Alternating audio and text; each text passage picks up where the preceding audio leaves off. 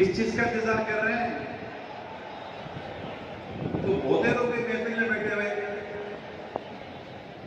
लगता है जैसे जैसे घड़ी गुजरती जा रही है ज़ौक़ बढ़ता जा रहा है,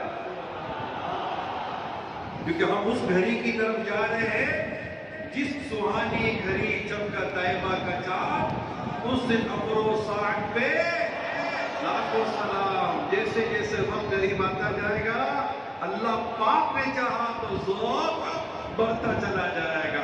मरहबा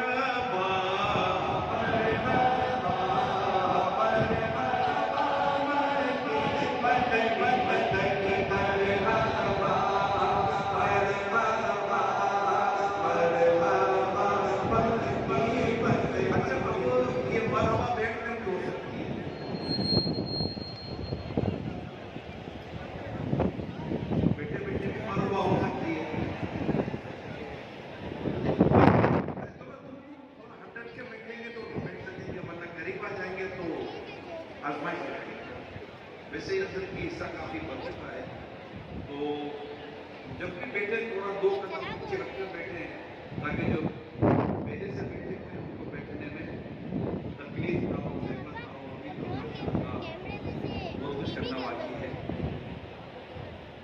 बहुत कुछ बाकी है। और नबी पाक सल्लल्लाहु अलैहि वसल्लम की कई खूबियों का जिक्र करना बाकी है।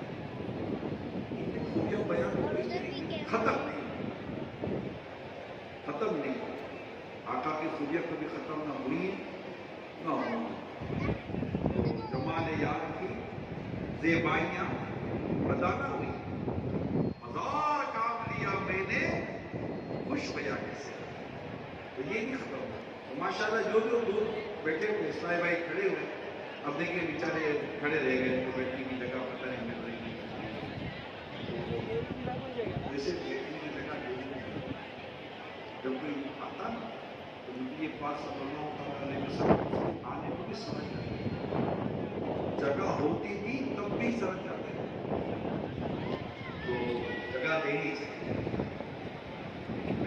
भाइयों के लिए, जगह देनी चाहिए। लेकिन कौन भाई जमा हुआ है, ये है कौन? हम सब किसके लिए जमा हुए हैं? मिलाद पाक मनाने के लिए। तमाम हो गई